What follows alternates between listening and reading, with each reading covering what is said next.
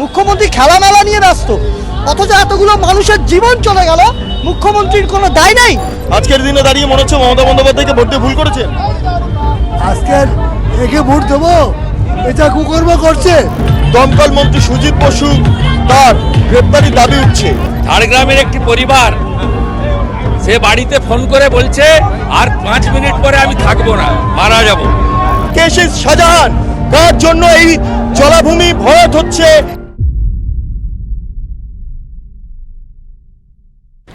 নমস্কার, আপনারা দেখছেন বেঙ্গল লিবার্টি, আমি বিট্টু রায়চৌধুরী। এই মুহূর্তে আনন্দপুরে যে ঘটনা, তার বিরুদ্ধে বিজেপির তরফে মিছিল করা হচ্ছে, প্রতিবাদ মিছিল, এবং সেই মিছিলে উপস্থিত রয়েছেন শুভেন্দু অধিকারী সহ একাধিক এমএলএরা, বিশেষ করে অশোক দিন্দা তিনিও রয়েছেন। এবং এখান থেকেই মূলত স্লোগান উঠছে, পাল্টানো দরকার, তাই বিজেপি সরকার। আজকে আনন্দপুরের যে পরিস্থিতি, সেই পরিস্থিতিকে সামনে রেখে এই মুহূর্তে আনন্দপুর থানার দিকে কার্যত শুভেন্দু অধিকারীর নেতৃত্বে বিজেপি অভিযান করছে, আনন্দপুর থানা অভিযান।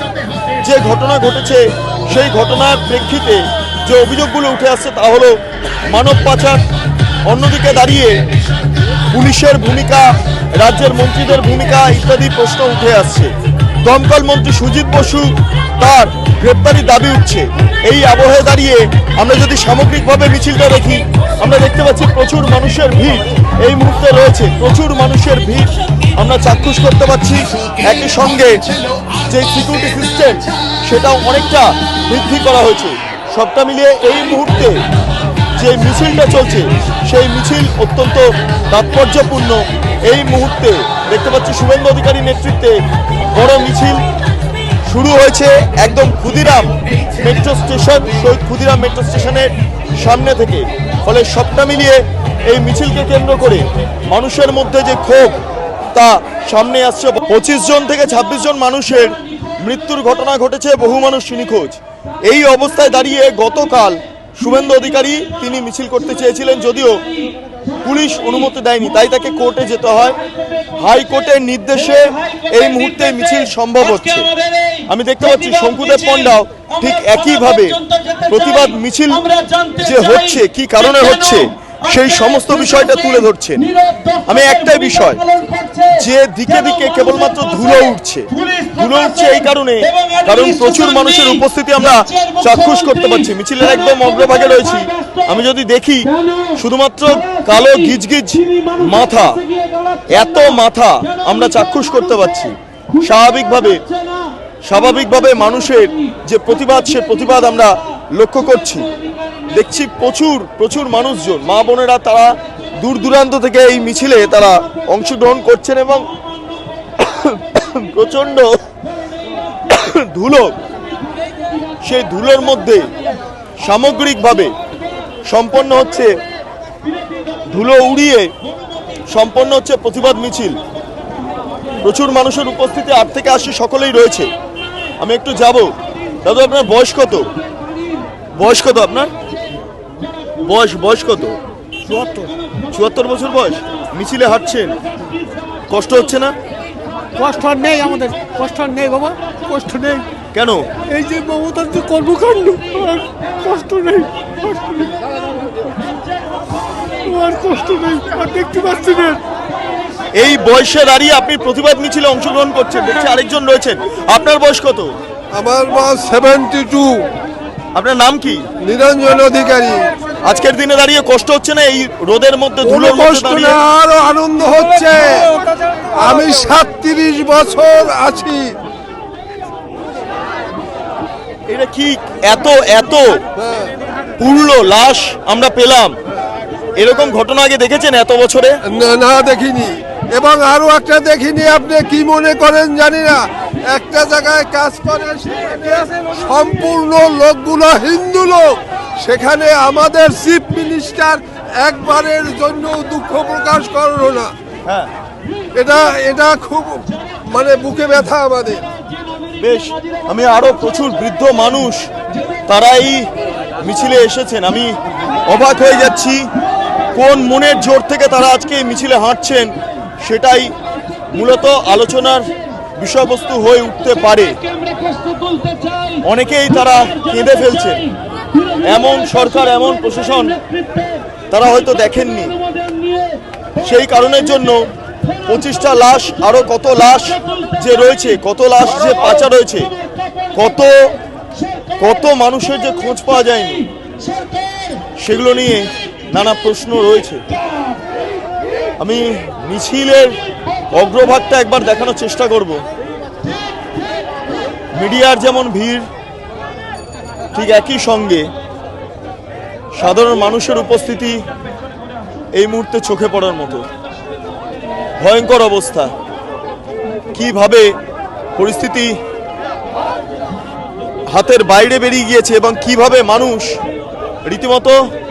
রীতিমতো ক্ষুব্ধ হয়ে পড়েছেন, সেটাই চাক্ষুষ করতে পারছি আমরা এই মিছিল থেকে। আমরা দেখব শুভেন্দু অধিকারী কি বলেন এই মিছিলটাকে কেন্দ্র করে এবং সামগ্রিক এই ঘটনাকে কেন্দ্র করে। আমার সঙ্গে সরাসরি রয়েছেন বিরোধী দলনেতা শুভেন্দু অধিকারী।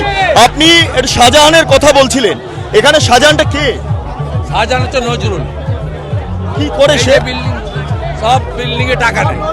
এই বিল্ডিং গুলো সব এই সোনারপুরে শকতের 5টা ফ্ল্যাট আছে।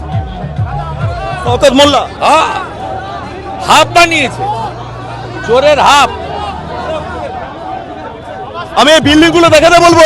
এই বিল্ডিং গুলোই মূলত স্থানীয় যে শাহজাহান তার হাতে রয়েছে নাকি, এখান থেকে নাকি টাকা তোলে। বিরোধী দল নেতা সরাসরি অভিযোগ। Mamata, no vote to Mamata, no vote to Mamata.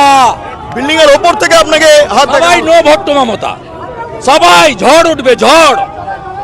No vote two, তাড়াও একে, এই যে তাড়াও মোমোর মালিকের যিনি। এখানে বলছি, আপনি ছোট আঙ্গারিয়া দেখেছেন, অনেকগুলো দেখেছেন ঘটনা। এই ঘটনা বাড়িতে ফোন করে ঝাড়গ্রামের একটি পরিবার, সে বাড়িতে ফোন করে বলছে আর 5 মিনিট পরে আমি থাকবো না, মারা যাব। আমার বাচ্চাটাকে আর স্ত্রীটাকে তুই দেখিস, তার ভাইকে। কি প্যাথেটিক, শোচনীয় ভাবা যায়। আমার সঙ্গে শুভেন্দু অধিকারী সরাসরি ছিলেন এবং তিনি যে বক্তব্যগুলো রাখলেন খুব ইম্পর্টেন্ট।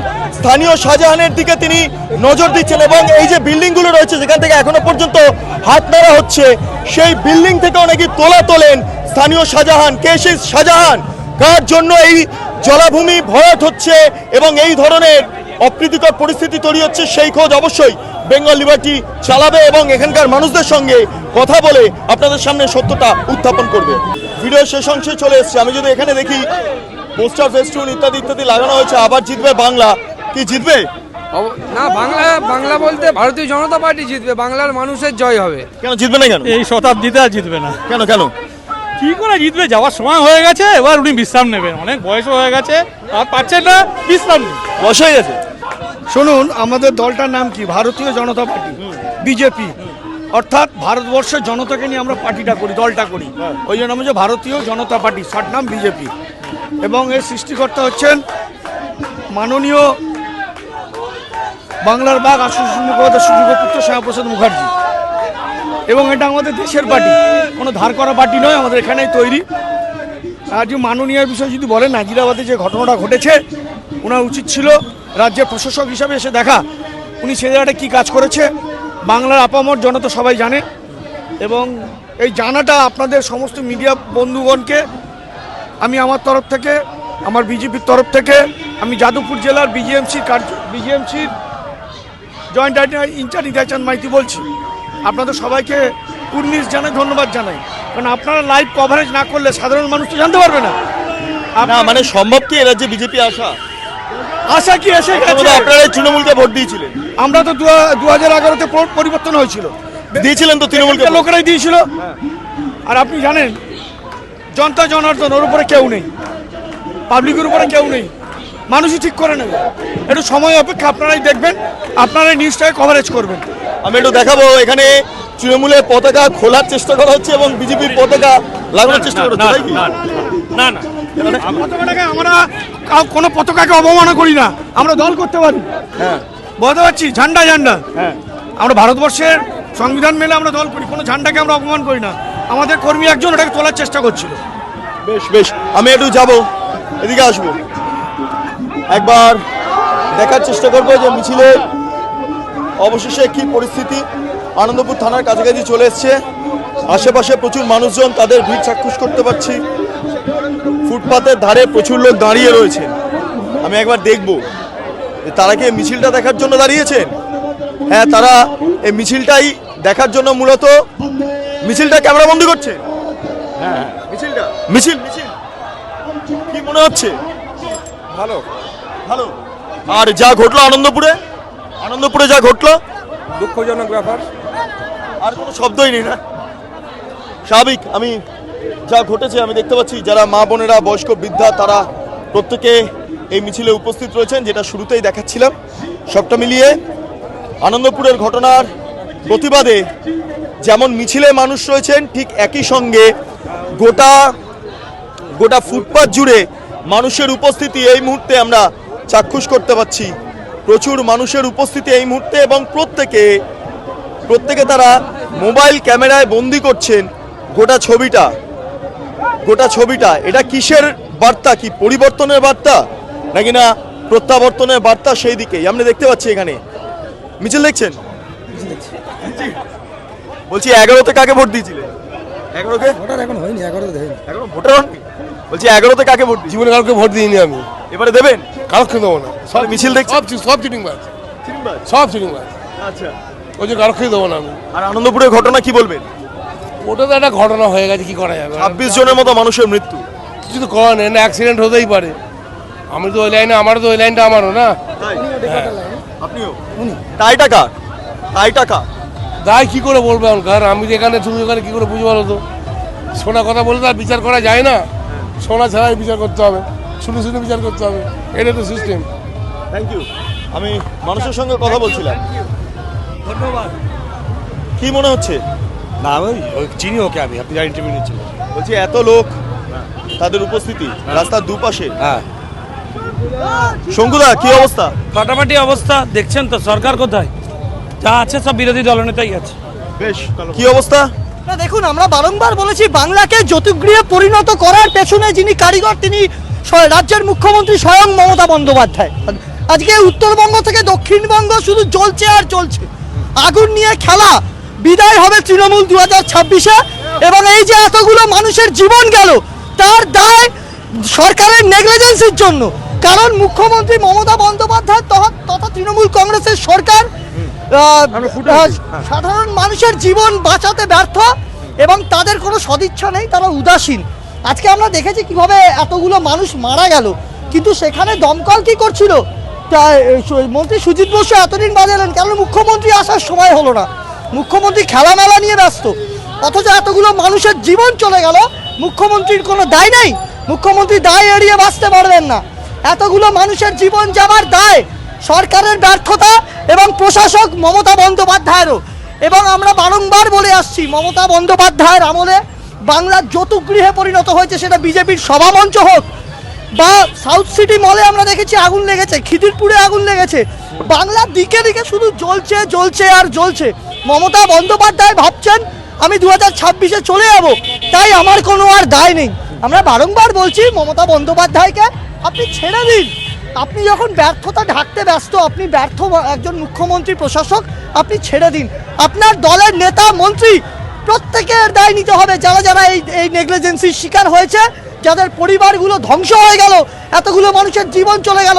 পয়সা দিয়ে, ক্ষতিপূরণ দিয়ে তাদের জীবন কেনা যাবে না মাননীয়া। আমরা বারংবার বলে দিচ্ছি, আগামী দিনে এই মানুষগুলোর অভিশাপে আপনাদের সরকারের পতন হবে। 2026 সালে তৃণমূলের বিসর্জন হবে। বেশ, ধন্যবাদ। আমি কথা বলছিলাম যারা নেতৃত্বরা রয়েছেন, যারা এখানে কাজ করছেন, প্রত্যেকের সাথে কথা বলছিলাম। এই হচ্ছে সামগ্রিক ছবি। প্রচুর মানুষজনের উপস্থিতি আমরা লক্ষ্য করতে পারছি। মিছিলে একটু ভেতরটায় যাব, একবার দেখার চেষ্টা করব। বিক্ষোভ মিছিল শুভেন্দু অধিকারী নেতৃত্বে এবং পশ্চিমবঙ্গের দুর্নীতিগ্রস্ত প্রশাসনের যে ভূমিকা, সেই বিষয়টাকে এখানে আলোকপাত করা হচ্ছে। সবটা মিলিয়ে একটু যাব। বলছি আপনার কাছেই যাব। আপনি 2011-তে ভোট দিয়েছিলেন? 2011 ভোট দিয়েছিলাম। কাকে ভোট দিয়েছিলেন? মমতা ব্যানার্জিকে ভোট দিয়েছিলাম। আজকে ঘুরে গেলেন কেন? মমতা ব্যানার্জির এই প্রশাসনিক অপদার্থতা আর মামাটি মানুষের নাম করে উনি যে গদিতে এসছেন, আর গদিটা পাওয়ার পরে উনি চরম স্বার্থপরের মতো শুধু নিজে আর নিজের ভাইপোর ব্যাংক ব্যালেন্স বাড়িয়ে গেছে। এখানে কর্মসংস্থান নেই, শিল্প নেই, আর সাধারণ মানুষ যারা পরিযায়ী শ্রমিক হয়ে গেছে। আর আজকে দেখতে পাচ্ছেন যে কলকাতার মতো অঞ্চলে, সোনারপুরে, এই নাজিরাবাদে এই ছোট ছোট বাচ্চারা এরা কর্মসংস্থান থেকে সুদূর মেদিনীপুর থেকে এবং আমাদের গড়িয়া, দক্ষিণ চব্বিশ, উত্তর চব্বিশ পরগনার বেকার ছেলেরা এরা এক রকমের পরিযায়ী। এখানে এসে দিন আনতে দিন খায়, পরিবার থেকে এসে কাজের কর্মসংস্থানের জন্য এসেছিল এবং সেখানে অবৈধভাবে জলাভূমি ভরিয়ে যেভাবে গোডাউন করেছে, সেখানে অগ্নি নির্বাপন কোনো ব্যবস্থাই ছিল না। তাই এই দমকল মন্ত্রী এবং আমাদের পুলিশ মন্ত্রী, আমাদের মুখ্যমন্ত্রী যে অপদার্থ, তা বারবার ফুটে উঠেছে। বেশ, আপনি 2011-তে ভোট দিয়েছিলেন তো? 2011-এ ভোট দিয়েছিলেন? হ্যাঁ, কাকে? মমতা বন্দ্যোপাধ্যায়? মমতা বন্দ্যোপাধ্যায় তারপরে ঘুরে গেলেন আপনারা? হ্যাঁ, মমতা বন্দ্যোপাধ্যায় ভোট দিয়েছিলাম। তখন তারপরে আমরা 2014-তে নরেন্দ্র মোদী যখন আসে, তখন আমরা 2026-এ মোদীকে ভোট দেবেন? সবাই 2014-র পর থেকে মোদীকে ভোট দিচ্ছি। 2014 পর থেকে? হ্যাঁ, মানে বুঝে গিয়েছিলেন? বুঝে গেছিলাম, আমরা সবাই বুঝে গেছিলাম কি তখন প্রথমে যখন সিপিএমকে তাড়ানো হয়েছিল, তখন আমরা জানতাম কি সিপিএমকে তাড়াতে হবে, সেই জন্য আমরা টিএমসিকে ভোটটা দিয়েছিলাম। কি তাতে আমাদের বাংলা শিক্ষার ব্যবস্থা ভালো হবে, স্বাস্থ্যের ব্যবস্থা ভালো হবে, হ্যাঁ, সবই কিছুর ব্যবস্থা ভালো হবে। কিন্তু দেখলাম না, সব কিন্তু এদের ব্যবস্থাটা ভালো হচ্ছে। তারপরে আমরা কি দেখলাম, যত টিএমসি করছে, যারা বিধায়ক আছে, যারা কাউন্সিলর আছে, যারা সভাপতি আছে, তাদের কিন্তু ঘর বাড়ি সব কিছু হয়ে যাচ্ছে, কিন্তু জনগণের কিছু হচ্ছে না। জনগণের যদি কিছু হতো, তাহলে আজকে এই চুরি, সব জায়গায় চুরির আওয়াজটা উঠতো না। আজকে চারিদিকে দেখবেন চুরি আওয়াজ উঠছে। যারা 2011-তে তৃণমূলকে ভোট দিয়েছিলেন, তারাই বলছেন এবার বিজেপিকে ভোট দিতে হবে, কারণ মমতা বন্দ্যোপাধ্যায়ের শাসনের অবসান ঘটাতে হবে। একসময় বামেদের শাসনের অবসান ঘটাতে মমতা বন্দ্যোপাধ্যায়ের উপর আস্থাশীল ছিলেন এই মানুষগুলো। আপনি 2011-তে ভোট দিয়েছিলেন তো? হ্যাঁ, মমতা বন্দ্যোপাধ্যায়কে ভোট দিয়েছিলেন না? আজকের দিনে দাঁড়িয়ে মনে হচ্ছে মমতা বন্দ্যোপাধ্যায়কে ভোট দিয়ে ভুল করেছেন? আজকের একে ভোট দেবো, এটা কুকর্ম করছে, একে ভোট দেবো না কোনোদিন। এর বিরুদ্ধে যেতে হবে সবাই। এই যে কুশাসন চালাচ্ছে, শেষ নাই, এর কোনো শেষ নাই। আমি যা প্রতিক্রিয়া নিলাম এখান থেকে, আমরা দেখতে পাচ্ছি মোটামুটি যদি যাকে জিজ্ঞেস করবো, তারাই বলবেন 2011-তে তারা মমতা বন্দ্যোপাধ্যায়কে ভোট দিয়েছিলেন সিপিএমের অবসান ঘটানোর জন্য। কিন্তু আজকের দিনে যা পরিস্থিতি, তারা মনে করছেন মমতা বন্দ্যোপাধ্যায়কে সরানোর জন্য যাকে হোক ভোট দেওয়া যেতে পারে এবং বিকল্প হিসেবে বিজেপিকেই তারা বেছে নিচ্ছেন। ঠিক যেমন 2011-তে ঘটেছিল সাইলেন্ট ভোটার, ঠিক একইভাবে সাইলেন্ট ভোটার এবং পরিবর্তিত ভোটারের ছবি আমরা 2026-এও দেখতে পাচ্ছি। এটাই কি নতুন বাংলা গড়বে? এই ভোটাররাই নতুন বাংলা গড়বে?